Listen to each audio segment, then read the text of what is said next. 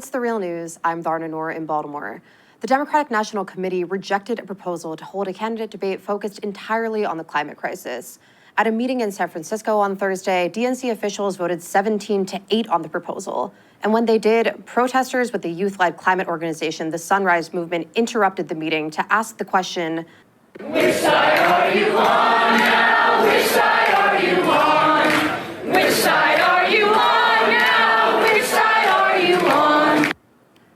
Climate organizers did score a smaller victory. Previously, the DNC prohibited all the candidates from participating in climate forums that they hadn't sanctioned. But at this meeting, the Resolutions Committee voted to reverse that ban and to sanction a less formal climate forum. Still, every major Democratic contender has publicly supported the proposal for a climate debate, and polls show that climate policy was actually the #1 issue that voters wanted to hear about in the first debate. So what happened?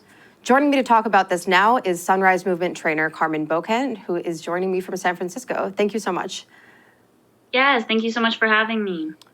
So I should say, obviously, before we get started, the stakes here could not be higher. The Amazon is burning at a record rate. The Amazon's a big carbon sink, so it helps the Earth fight climate change.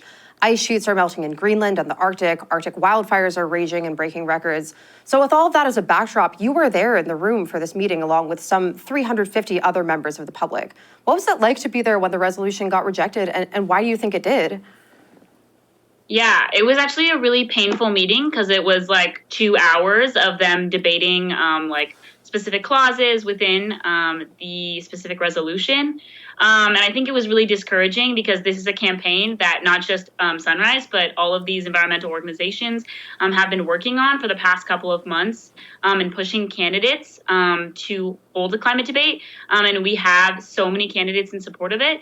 And so to hear like DNC representatives vote no, and so many of them that did, was really discouraging. And I think a lot of youth felt unheard and not listened to. For sure. And of course, the DNC did reject this resolution, but they did also reverse the ban on candidates participating in non-sanctioned climate forums. DNC Chairman Tom Perez instated that ban after he got an open letter from Washington Governor Jay Inslee calling for a climate debate. Inslee just announced that he's dropping out of the Democratic primary on Wednesday. But anyway, what exactly will that DNC resolution that passed do? And is that a victory for y'all in any sense? Yeah, so that resolution basically allows the CNN town hall and MSNBC town hall that's happening on climate change to exist and for candidates not to be punished for it. It was like kind of a ridiculous rule in the first place that candidates would be punished if there was a climate debate. And so that was a small victory, and we're really excited to see how candidates react at those town halls and what their plans are.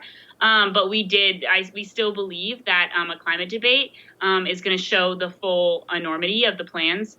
And we still believe that a climate debate should happen, but we were excited about the small victory, for sure. You said that there were a bunch of other resolutions that were on the table today, too. Were there any others that you were looking for? Were there any other major ones that passed or didn't? Yeah, there was another resolution that we were really excited for. It was like a resolution 30, and it was about the platform of the DNC and making it so that the DNC could mandate single issue debates based on the platform of the DNC. And that was something that Christina Pelosi had reformed during the meeting to kind of adhere to some like feedback from the climate debate resolution that said that if we debate climate change, then we should be able to have a debate about healthcare and immigration. And Christina Pelosi was like, absolutely, we should have those, and we should have them based on the DNC platform. Unfortunately, that resolution was also the aspect of the resolution about making parts of the platform of the DNC into a debate that was voted down. And so that was discouraging as well. Because we want to see the candidates debate as many things as possible and as many issues as possible. And so that was also discouraging. Yeah, it's interesting. So speaking of that sort of, that talking point that if you sanction this debate, will we need to sanction other single issue debates? That was something that Simone Sanders took up. So I was watching the live stream of this DNC conference today, and Simone Sanders talking was just kind of a really wild moment for me. She's a top advisor to Joe Biden's campaign, who today came out staunchly against the climate debate resolution. To call for a climate debate in and of itself may sound good, but at the end of the day, we actually cannot exert the power over the network to do what we would like to do. So a couple things going on here. She said that networks might not comply with the DNC's call for a climate debate if they did support it. She said a town hall is a better format. As you just said, both MSNBC and CNN have already planned climate town halls, but way fewer people watch those than debates, obviously. Simone Sanders works for Joe Biden, who publicly endorsed the call for a climate debate. What did you make of her comments today? Yeah, I think that was pretty confusing because Biden has come out in favor of a climate debate.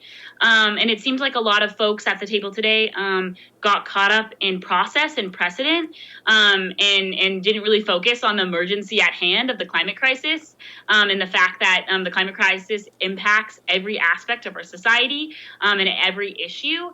And so that was kind of confusing to hear that coming from her because Biden had endorsed the climate debate. And it also is just not true. Like, climate change is an intersectional issue that impacts all of our lives. And it needs to be discussed in full. And we need to know what the presidential candidates think and what their plans are. Could you talk a little bit more about what you mean by saying that the climate crisis is so intersectional? Talk a little bit more about how this crisis impacts every facet of human life. Yeah, and we're seeing this right now with like the refugee crisis. We're seeing like mass immigration because of climate refugees. We're seeing like wild weather patterns and natural disasters, fires, hurricanes, and they're mostly impacting vulnerable communities in the global south and communities of color in the north. And so this is impacting so many people, and we're seeing this also in the Midwest with extreme flooding. It's impacting our agricultural systems, industry, our transportation. Every realm of society is going to be impacted by climate change. And the people that are being most impacted are the most vulnerable. And it seems like it's being ignored, and it has been ignored for so long that we thought that the climate debate could be something that they actually draw attention to that. But obviously they aren't recognizing that. Yeah, it's interesting. In sort of a poetic, display of difference here, Simone Sanders used to work for Bernie Sanders, who today put out this really huge, ambitious Green New Deal proposal. And it calls to decarbonize the U.S. completely by 2050, which, that's a deadline that a lot of other candidates have said they'd stick to. But it also calls to decarbonize transportation and energy sectors by 2030. It calls to ban nuclear energy. Those proposals aren't so common in other candidates' plans. So it seems like there are still some pretty big differences that need to be hashed out between these candidates, especially on climate policy. So is a town hall forum enough to do that? Is that sort of informal forum, like the one that the DNC voted for today, sufficient to take on all of those huge questions?